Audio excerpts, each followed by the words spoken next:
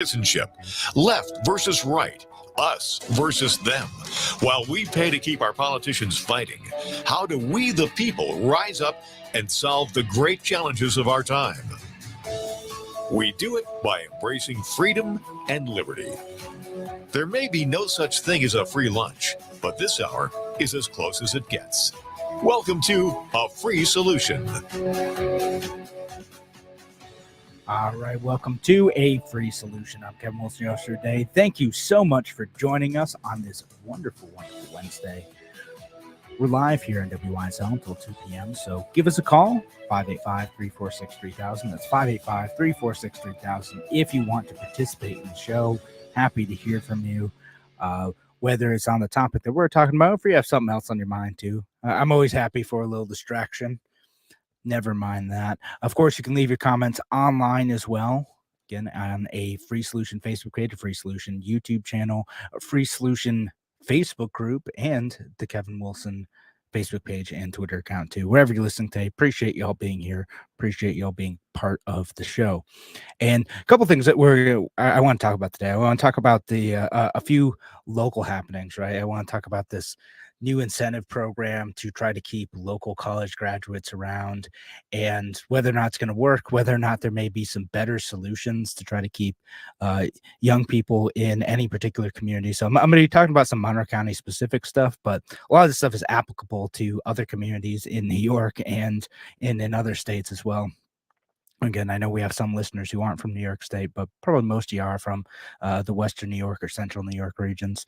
And I also want to talk about the Rochester City Council. They went through, approved the budget, did a few other things, and they did an interesting thing where they actually voted down the school budget, which it's fascinating to me because that usually doesn't happen. And so it's interesting to see the city actually do that. So we'll talk about that a little bit later too, and maybe we'll get to some national stuff as well. But first, I want to talk about this program that our county executive Adam Bello announced yesterday. It's called Retain, because gosh, politicians love acronyms, don't they?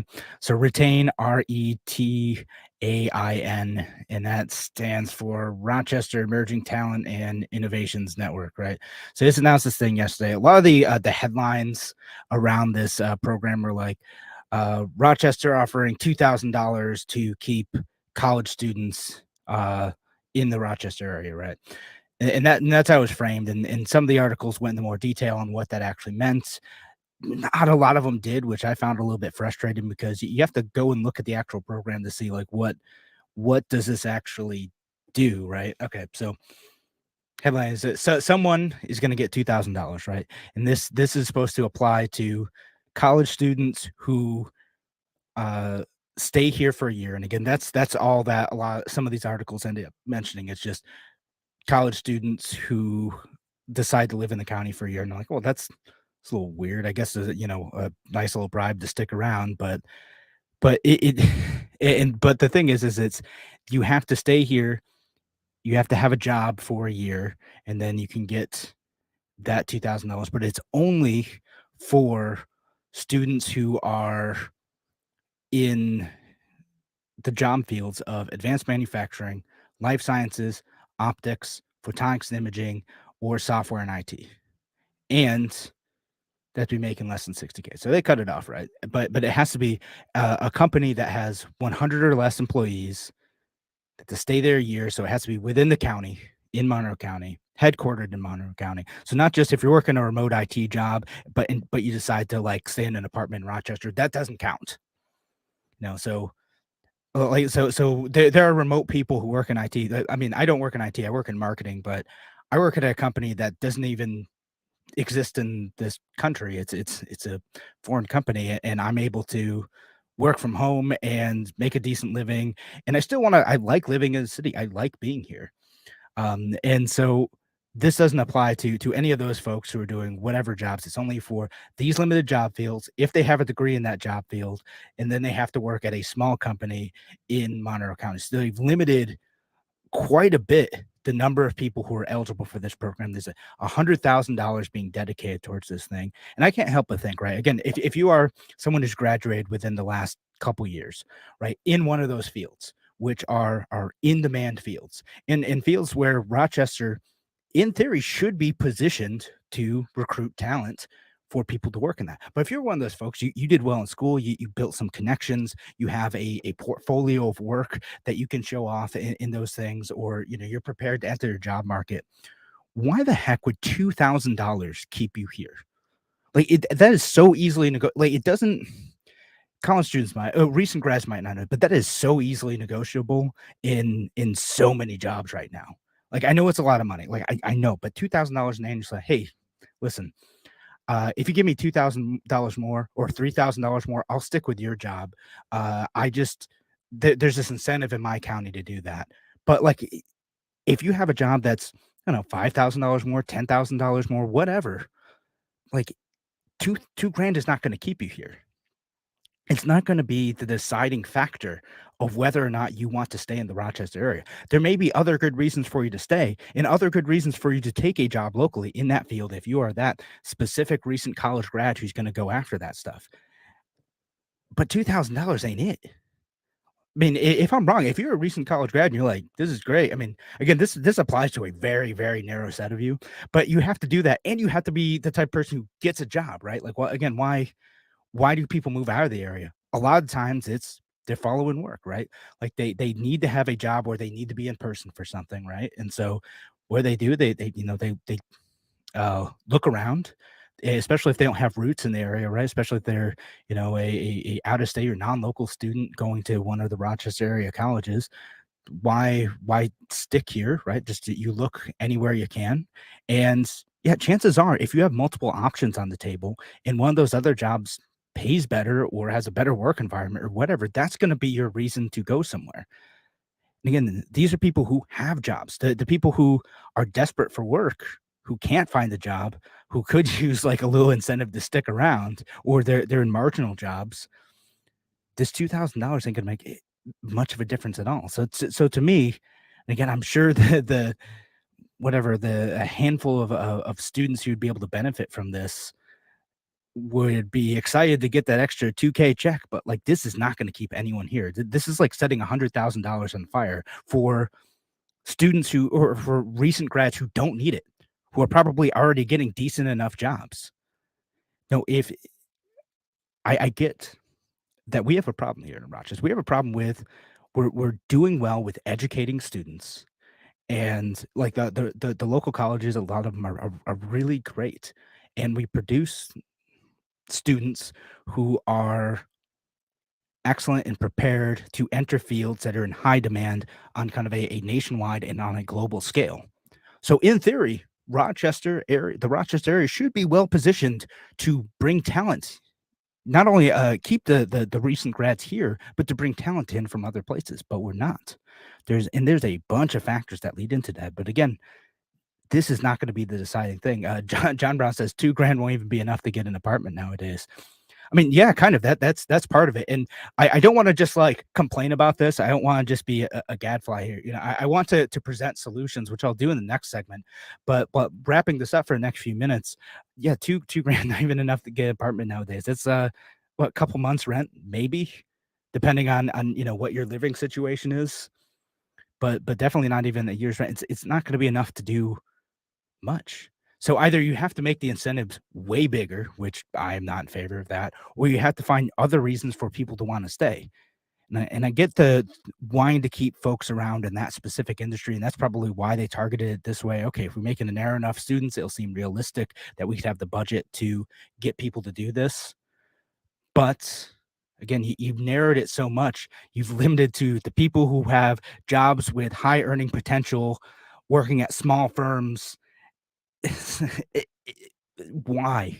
Why? What does this actually do? And I know some again, I saw a bunch of news stories about it. They got their PR out of it great. Like it looks like the county's trying to do something about this. But this is a serious problem that I want to tackle. This is a problem that Rochester faces. This is a problem that my hometown faces as well. Utica Rome area. A lot of folks don't stick around that area. I certainly didn't. I went out to Rochester because my wife got a job out here. So and there's no opportunities for us. So we felt like there are no opportunities for us in that area. Again, I love the Utica Rome area. That's where I grew up.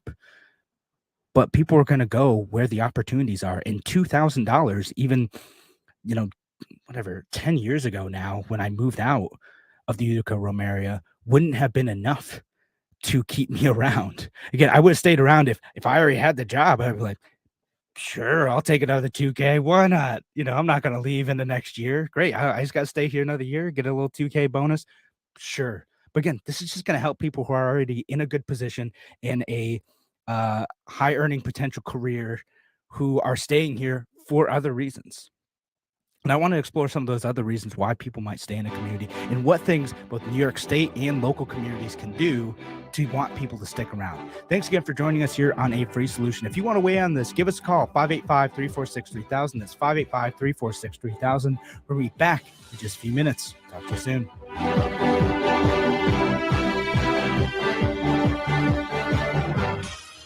Your business relies on computers and technology to operate. Slow, unreliable networks and servers can cause unplanned downtime and affect your bottom line. The experts at Simple Tech Innovations are here to help. Their preventative maintenance program ensures that your computers and network are kept up to date and monitored for any issues, keeping your business running smoothly.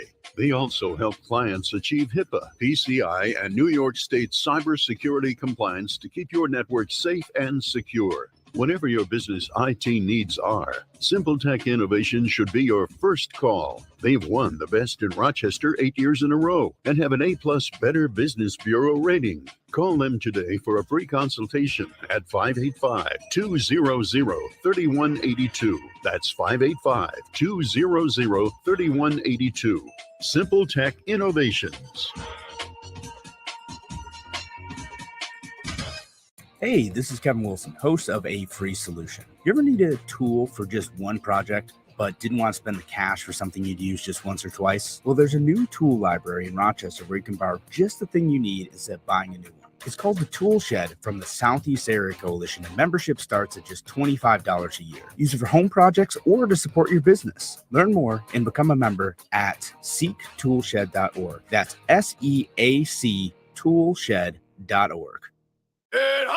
As a veteran of the United States military, I can finally get the opportunity to enjoy special events, things that we couldn't afford, thanks to VetTix. Every empty seat at a concert, a game, or a play is a missed opportunity to say thanks to a veteran and service member. We can give our veterans a special event where they too can create their own cherished memories. Visit vettix.org.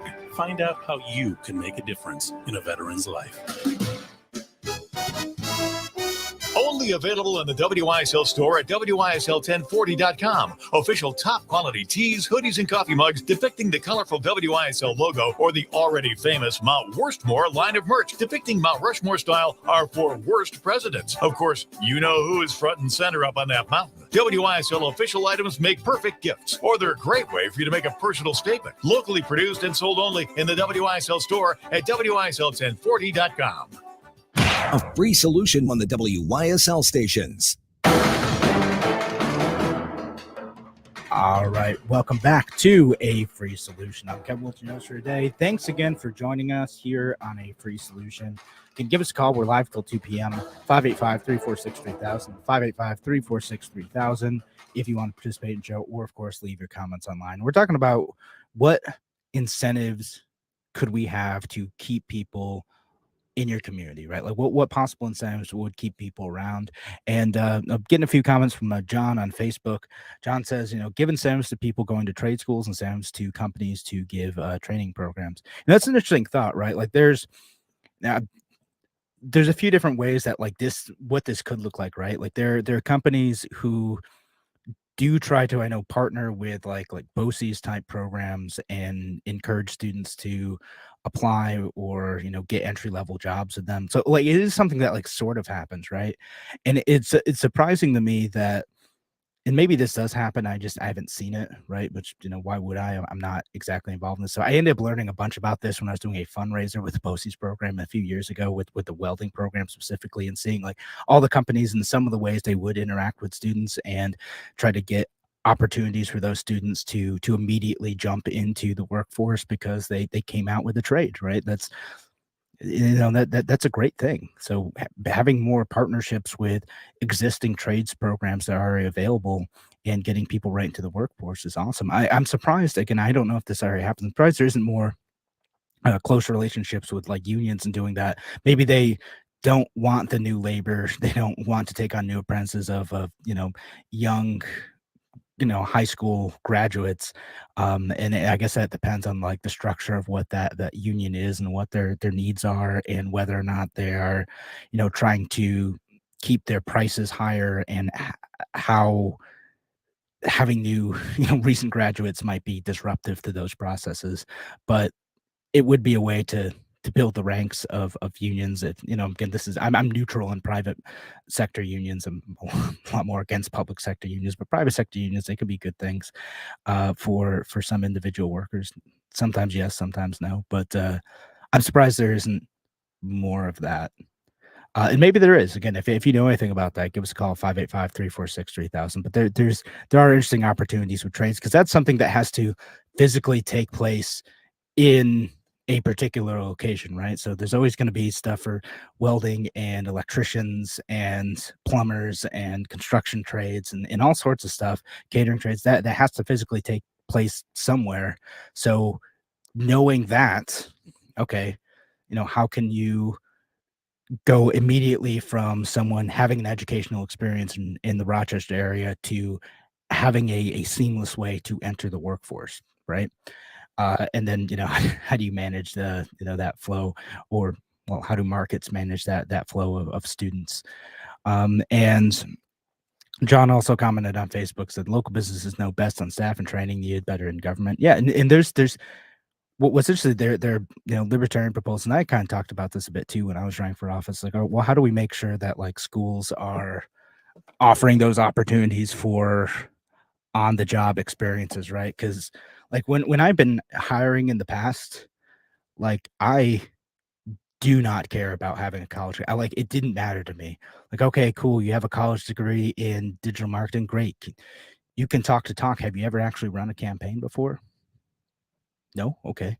I'll take the person with a GED who has made, $50,000 month over month for their clients, over someone who has a 4-year degree but hasn't actually had the experience. I mean, that's what it is. It doesn't matter. So it'd be interesting to me, like, because again, the incentives for this type of stuff targets a narrow and relatively, not, I want to say relatively privileged, isn't quite the right, but again, a field with relatively high earnings potential. So there's opportunities for them where the people who are leaving, the people who are desperate to go and make opportunities for themselves, are going elsewhere in different fields, or they're not sure where to go. There's a lot of young people who are lost and they're not sure. And again, this is something Larry talks about a lot. Like, okay, how do we make sure that in high school, when students are gathering the failures that they will make in their careers, they're making those early enough where they still have the safety net of their parents and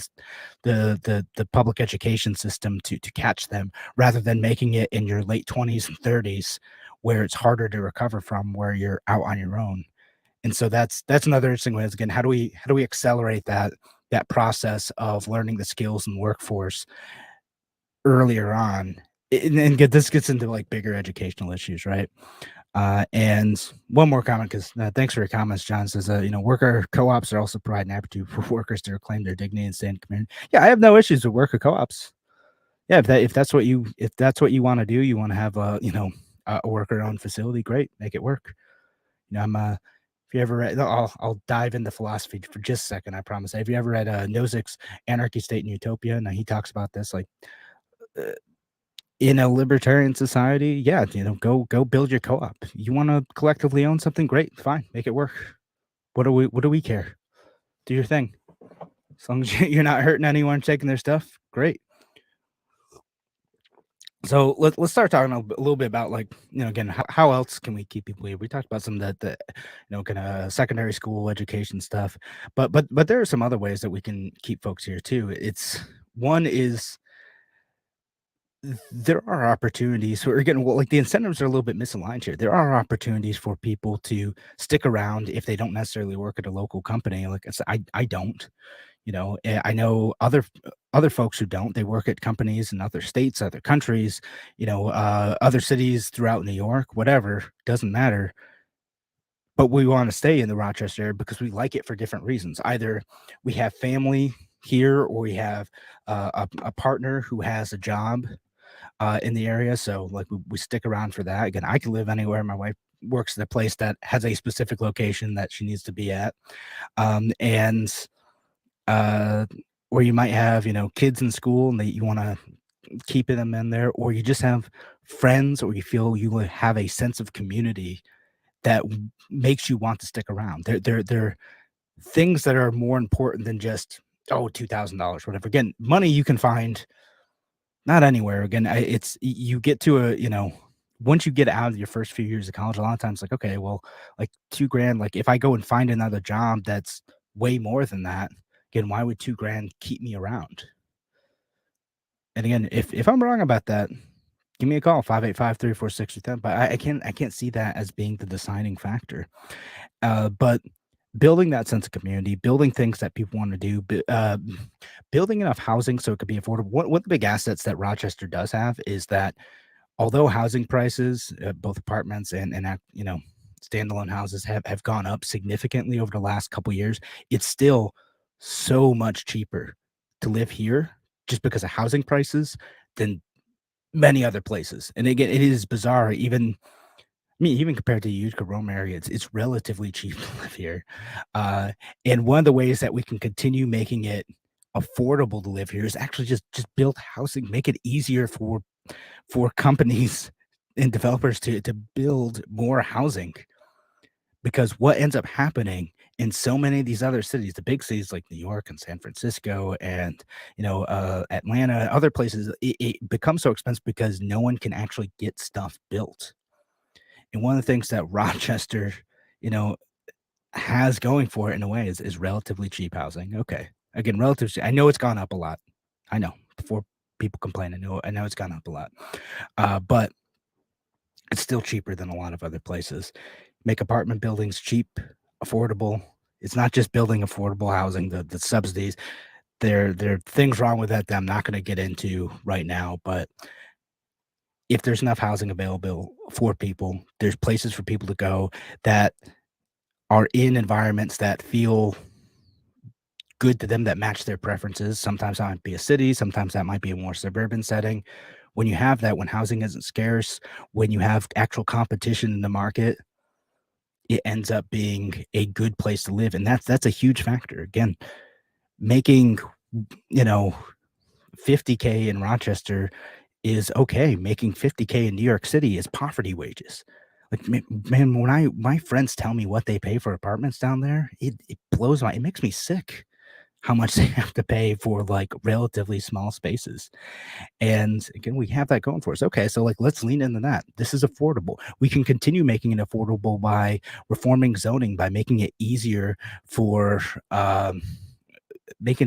folks to live here, by building good networks of things, and of course by making other opportunities for people to become entrepreneurs. And that's the big thing, and I don't know if I'll have time to get into that too, but making other opportunities for people to be entrepreneurs. How easy it is for me or you or your neighbor to start a business. Can they start a business in their home if they need a brick and mortar space? Can they start a business that is digital based? What do they have to pay in taxes? Are they able to hire employees easily? And this is the part where the New York State policy stuff comes in, right? We have income tax, that's a disincentive to come here. And I've seen some folks point out that $2,000 incentive for a retrain program. Man, you can get that back by just moving to a state without income tax. You go get a job in Florida. You're at a 45, 50K salary. How much are you paying in New York State income tax? I don't know. You'll make up a good chunk of that just by going to another place. And we'll talk about some of the regulation stuff and get to some of these other comments from Tim when we come back. Thanks again for joining us here on A Free Solution. Give us a call if you want to participate in this discussion. 585-346-3000. That's 585-346-3000. We'll be back in just a few minutes. Talk to you soon.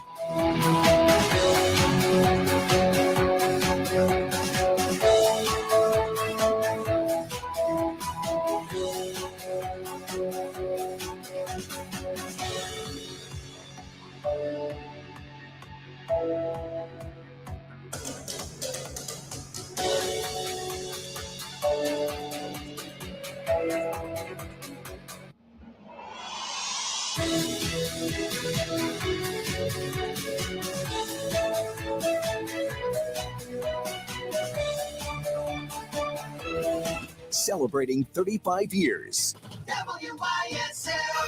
AM 1040 Avon Rochester, FM 92.1 Rochester, and FM 95.5 Spencerport. Here's the latest forecast from the News 10 NBC Weather Center. For tonight, we'll see much more humid weather moving in, staying very mild, around 70 degrees. A couple of scattered showers, maybe a thundery downpour overnight. Heading into Thursday, very hot, steamy, hazy, humid day. Low 90s. It'll feel like mid and upper 90s. And we got to keep an eye to the sky in the afternoon. Could be strong to severe thunderstorms later in the day Thursday. I'm Rich Cadelia, WYSL.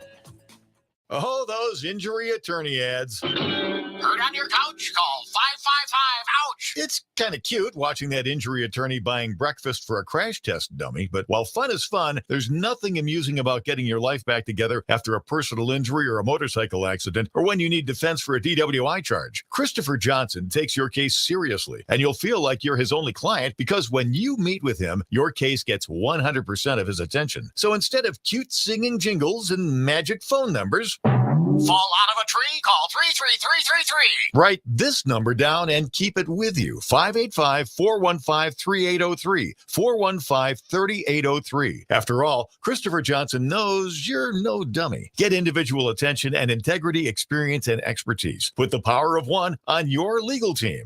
415-3803. Stay safe, be healthy, drive sober. Christopher Johnson, attorney, personal injury, car or motorcycle accidents, DWI Defense. Your business relies on computers and technology to operate. Slow, unreliable networks and servers can cause unplanned downtime and affect your bottom line. The experts at Simple Tech Innovations are here to help. Their preventative maintenance program ensures that your computers and network are kept up to date and monitored for any issues, keeping your business running smoothly. They also help clients achieve HIPAA, PCI, and New York State cybersecurity compliance to keep your network safe and secure. Whatever your business IT needs are, Simple Tech Innovations should be your first call. They've won the Best in Rochester 8 years in a row and have an A+ Better Business Bureau rating. Call them today for a free consultation at 585-200-3182. That's 585-200-3182. Simple Tech Innovations. There are summertime on- and off-road adventures waiting for you at Victor Chrysler Dodge Jeep Ram Anthony Drive off Route 96 in Victor. Enjoy the freedom and sunshine in one of America's favorite four-wheel drive vehicles, like the 22 Jeep Grand Cherokee WK Laredo 4x4, just $399 a month for 36 months. Must be returning lessee. The 2022 Ram 1500 Classic Warlock Crew Cab 4x4 pickup is just $299 a month for 36 months. Must be a Conquest lessee. The 22 Jeep Compass Latitude 4x4 is just $299 a month for 36 months. Must have Conquest or be returning lessee. And the 22 Jeep Wrangler Sport Sahara 4x4 convertible is just $399 a month for 42 months. $2,500 cash and trade, $3,500 for Grand Cherokee, first payment, DMV, taxes and fees due at signing. Other conditions may apply. See dealer for details. We're here to fully serve Chrysler, Dodge, Jeep, and Ram customers in Victor, Canandaigua, Assabet, Fairport, and throughout the Metro and Finger Lakes. Victor Chrysler Dodge Jeep Ram, 6560 Anthony Drive in Victor. Empowering communities one relationship at a time is our commitment at Tompkins. Our customers have thrived thanks to our focus on local lending and their commitment to the customers they serve. Tompkins helped us to finance the purchase of our beautiful new 8,000 square foot building. Tompkins has always been there for us. We see a long relationship with Tompkins. They're good people. Tompkins, banking, insurance, wealth. Member FDIC, equal housing lender. Investment and insurance products are not FDIC insured, not bank guaranteed, and may lose value. Every life has a story. Bartolomeo and Prado Funeral Home takes pride in helping families navigate the path to telling their loved one's unique story. It's difficult to avoid sadness in a time of loss, but sharing stories, pictures, and personal items can lead to a path of healing as you remember how special they were. Bartolomeo and Prado certified celebrants help to create a meaningful celebration. If you are in need or want to learn more, contact Bartolomeo and Prado Funeral Home at 720-6000. Next to life itself, time is God's greatest gift. Every minute of your child's precious school years should be spent in devotion to truth, not some agenda. An Archangel School K-12 classic Catholic-based education fosters achievement, not conformity. Affordable, safe, small class sizes, and zero time wasted on CRT or Common Core. Your family values are honored, and parental involvement is warmly welcomed. Archangel School kids learn to soar, not march. 247-1112. A free solution on the WYSL stations. Welcome back to A Free Solution. I'm Kevin Wilson, your host today. Thanks again for joining us here on WYSL. We'll be live until 2 p.m. And, of course, all my friends listening online. And you got some great comments in there. I'm going to get to those in just a minute. But I know we have a caller online who's very patiently waited through most of the break. Steve from Rochester. Steve, welcome to A Free Solution. Yes, sir. How you doing? Doing great, Steve. Thanks for calling in. Hey, no problem. Thank you for having me. I'm a local 13 out of Rochester, plumbers, welders, pipe fitters, and service techs. And to get to what you were saying earlier, my son hopefully is going to be going to a MOCO this year for welding, and hopefully follow right my footsteps right into the Union Hall. Local 13 is just a phenomenal organization of guys, and I can't say enough good things about everything that they've done for me. They brought me in with having zero experience, and through the course of a 5-year apprenticeship program, I'm 16 years in now, and I make well over a 6-figure income. I work hard. I work 40, 45, 50 hours a week, but it's very satisfying, very rewarding, and I have the privilege actually of working for one of my best friends who started his own union shop about 5 or 6 years ago. That's fantastic. And that's great. It sounds like your son has a good opportunity too. And again, is this something that do you guys work with schools, or is just relationships that you have and to try to get people into your union? I'm just curious. I don't know a ton about this stuff. So well, I can't speak on behalf of the hall. That's not my job. But I mean, we have open testing on the first Tuesday of every single month for anybody that would like to apply. I know we are always looking for apprentices. And to be honest with you, a lot of times when you're coming into a union hall as an apprentice, we would prefer that you don't have a lot of experience, because there's a lot of bad habits that we don't have to try and break people of. That makes sense. I kind of get that. I've seen it in my field too. Right. I mean, everything that we do is safety oriented first. I've never been asked to do anything that would be unsafe in any way, shape, or form. It's just, like I say, it's a real good group of guys right here at Local 13, and I feel very privileged to have the opportunity to work with them, and it's a valuable skill that I can take quite literally anywhere in the world and be employed. Yeah. No, that's excellent. Again, and more, you're right. More young people should know about this too. Again, there are opportunities out there to work with, unions like the one that you're in, or other companies too, to find a good, well-paying career and hopefully stay in the area too. I know I do want people to stay in the area. I'm frustrated with New York State politics, but it'd be great if we could get folks who are knowledgeable, who stick around, and who can fix stuff too. I absolutely agree. The politics in New York really does bother me. However, I couldn't ask for a better employment opportunity. This is, I was a pharmacy manager actually before I got into the trades, as a front end manager. But this is by far the best move I have made in my entire life. And I started it, like I say, 16, 17 years ago, and I've never looked back. It was the best thing that's ever happened to me. And, looks like both of my boys actually are going to follow in my footsteps. But my oldest son looks like, I say, he'll be going to a MOCO in the spring here, or the fall semester rather, to start welding classes. So, it really is a phenomenal opportunity for anybody really to get into. It just really is. Yeah, no, I mean that's great information. I appreciate you sharing that. Anything else to add about that, or keeping people in the area before we let you go? I think the biggest thing behind keeping people in the area really is taxes. Property tax. My mortgage payment is less money than my property taxes are. I think that's one of the biggest drivers behind a lot of people leaving is the amount of money that we pay in taxes in this state, and so much little that most of us receive back from the federal government. I'm sorry, from the state government. In any way, shape, or form. I think that is by far the number one cause of people leaving. That and a lot of the politics, but I'll leave the politics portion of it aside. Yeah, no, 100%. I totally agree with you on the property taxes, on the income tax, on all of it. Right, there's a lot of reasons. It's just more expensive to live here than it needs to be in many cases, and that gives that extra nudge for people to go look elsewhere. So, it again, does. Steve, It really does. I really appreciate you calling in. Thank you so much. That's a great insight there, and something that's good for people to know. Well, yeah, it really is. And, the training behind the unions, especially Local 13, really is second to none. You won't get a better education as far as being a skilled tradesman in any other forum that I've seen out there.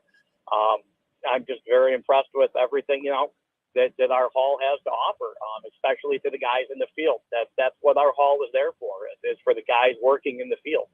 So it really is a brotherhood once you get in there and you realize all the folks there that are really looking out for your best interest as a worker in the skilled trades industry.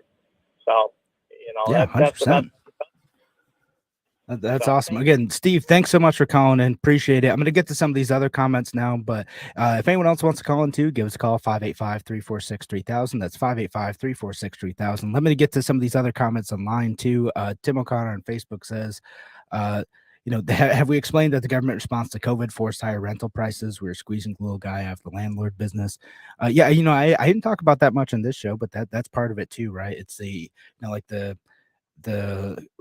rent freeze type of stuff that made it harder for landlords who were able to get some relief in some cases, but in a lot of places like the CDC policies, the state policies, and other ones that made it harder for landlords to evict truly bad tenants. It's again not just like abusive landlord situations, but truly bad tenants who don't pay, who destroy the property. It's very tough.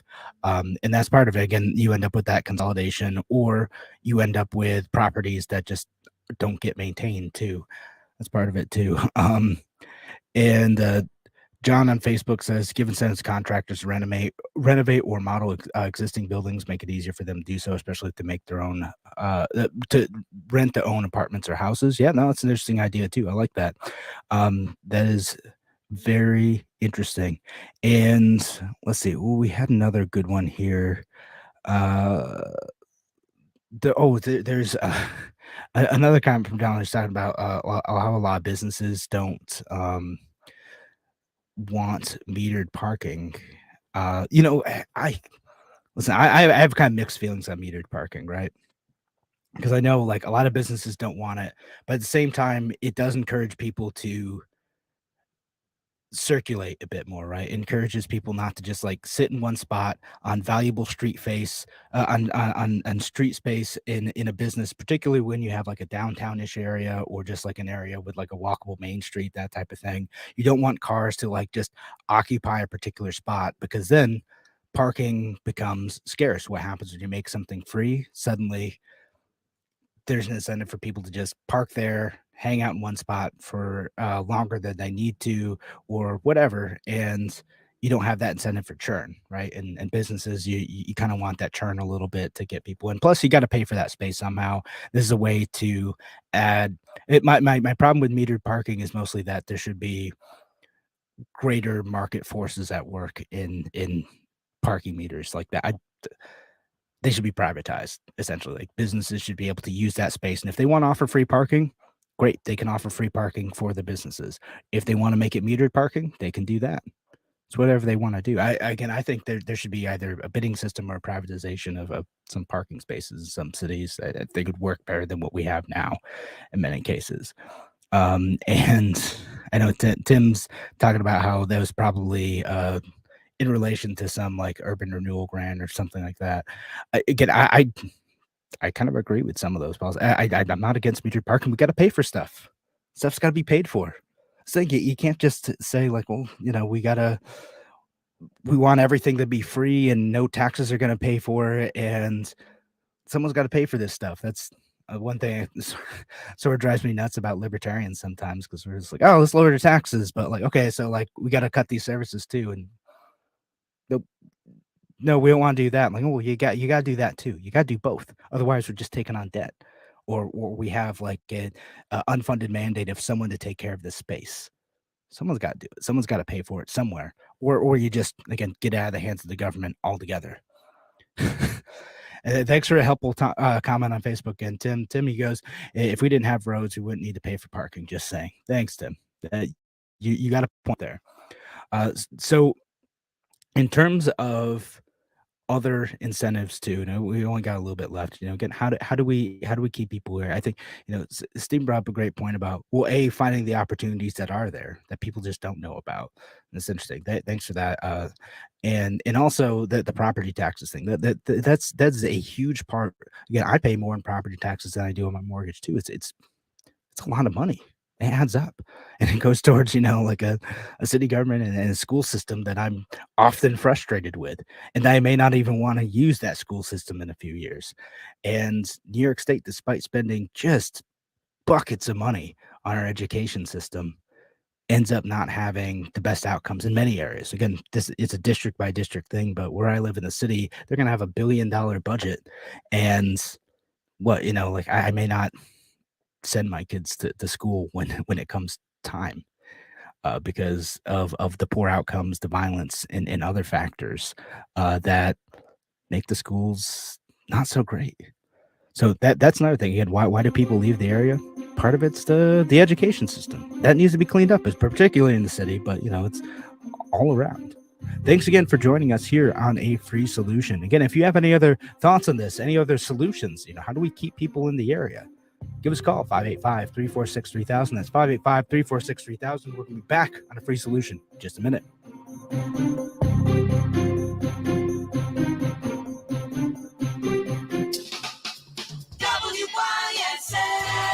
The WYSL store is now open. With nicer weather, your car needs an official Voice of Liberty bumper sticker. There's a great selection to help you show your love of God, the Constitution, and free and safe schools. Here are just a few available. Shut Up, Fauci, Kathy Hochul, Save America, Support the Second Amendment, Scam Alert, January 6th, God, Please Help Us, Close the Mexican Border, Save America, Stop Voting for Democrats. And there are gas pump stickers reading, Democrats did this. These are standard weather-resistant bumper stickers guaranteed to get you horn honks and thumbs up in traffic.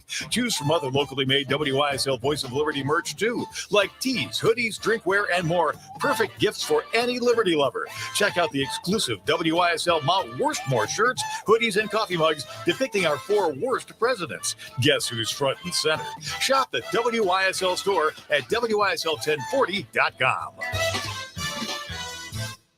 Why do businesses choose to move their website from Wix and Squarespace to SimpleTech Innovations? Maybe it's their excellent customer service or attention to detail. Maybe it's their ability to give a truly customized solution. Or perhaps they just like the fact that SimpleTech is a local small business that builds great relationships with its clients. Whatever the reason may be, you can rest assured knowing that the local team at SimpleTech has your best interest in mind when building or updating your website. They're They're hands-on and love helping customers achieve their goals. But don't take my word for it. They've won the best in Rochester 8 years in a row and have an A+ Better Business Bureau rating. If your website doesn't match your dreams or isn't achieving your goals, give the professionals at Simple Tech Innovations a call today for a consultation at 585-200-3182. That's 585-200-3182. Simple Tech Innovations. Hey, this is Kevin Wilson, host of A Free Solution. You ever need a tool for just one project, but didn't want to spend the cash for something you'd use just once or twice? Well, there's a new tool library in Rochester where you can borrow just the thing you need instead of buying a new one. It's called the Tool Shed from the Southeast Area Coalition, and membership starts at just $25 a year. Use it for home projects or to support your business. Learn more and become a member at seektoolshed.org. That's SEAC toolshed.org.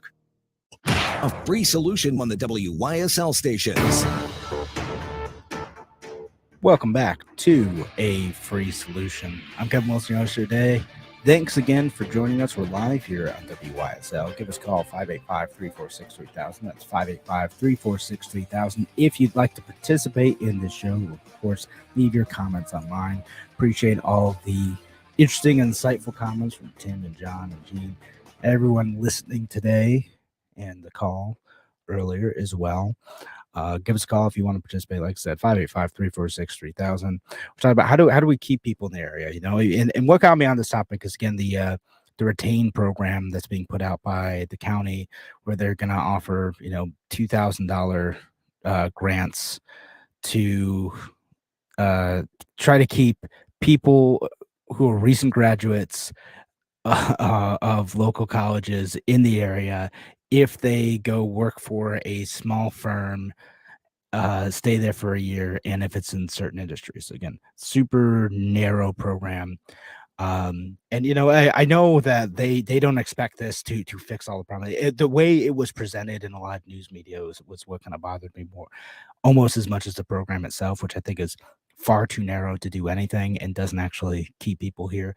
But you know, one of the other things I want to talk about is just the general climate of, like, are there fun, thriving businesses in an area? Like, why do young people want, like, why did I like living in Rochester when I moved here when I was 22, right? And I lived in the South Wedge neighborhood.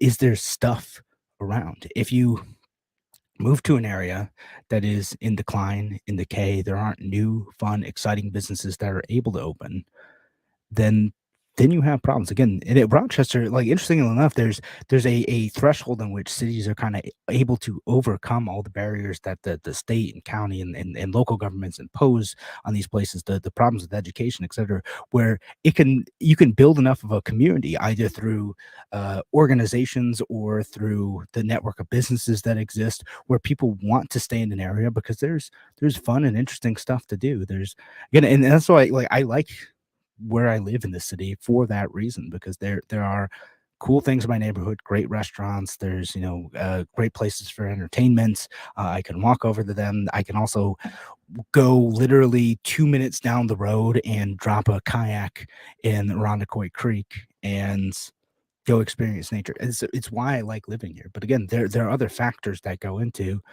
why someone might stay in a place. And, you know, that, to me, is an effort that, like, might make more sense for nonprofit organizations to do. I mean, county and city governments can do this too, and in many ways they do. Like, the city has just so much in the way of programs and business development stuff and whatever.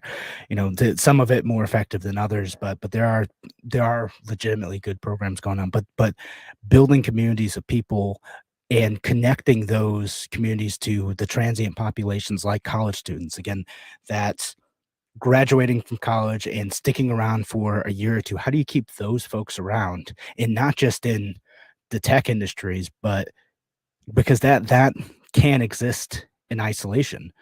You know, again, when you have central planners and they're like, oh, well, we need to fix this problem, we need to focus on this, you don't see all the other jobs that end up getting connected, that must be connected to that. Why, you know, are you able to fill those service industry jobs, the construction jobs, the plumbing jobs, all the other stuff that goes into support and build the infrastructure necessary for these tech businesses to thrive. Because if you lose all the other aspects of a complicated market economy that exists in an area and don't allow those other businesses to thrive, either for other people to be able to, again, entertain, feed, house other individuals, or just have the money to support those businesses, because not everyone can work in a tech job. And when you end up having too great of a concentration in a handful of companies, it ends up creating fragility. In Rochester, of all places, should know that more than most. But again, all that other stuff that goes around to support those industries is important. And that's part of why I don't trust central planners to deal with this stuff, right? Because again, it becomes too easy to focus on a narrow set of people, a narrow set of circumstances, because they want to get credit for intervening and changing the narrative of whether or not people are leaving, of they want to get credit for, being the reason people stay. Again, that's hard to do. All you can do, again, all I would like to see policymakers do is create a fertile environment in which we can thrive. And doing that means allowing voluntary community, making sure that there is few enough regulations where businesses can open and they can thrive. And those individual entrepreneurs want to be in this area because there are exciting opportunities to start a new and innovative business, or even even a tried and true business that they know can serve people in this area, and connect with both the industries where there's a concerted push to grow them in this area because of our educational, IT, medical resources, and again, creating that fertile ground for those businesses, and creating fertile ground for people who want to stay for family reasons, right? Again, why do families stick around? If you are living in the city specifically, a lot of families move out because of the educational situation. You do that too. With the educational situation, how do you create the opportunities available for people to jump right from the education system to a job that requires them to stay locally? And we got a great call about that, but there's other ways to do that too. How do you get people engaged with the businesses so they build their relationships? The young people, the college graduates and the high school graduates build networks of people that make them want to stay because they see the opportunities that they have available to them thanks to the new connections that they've made.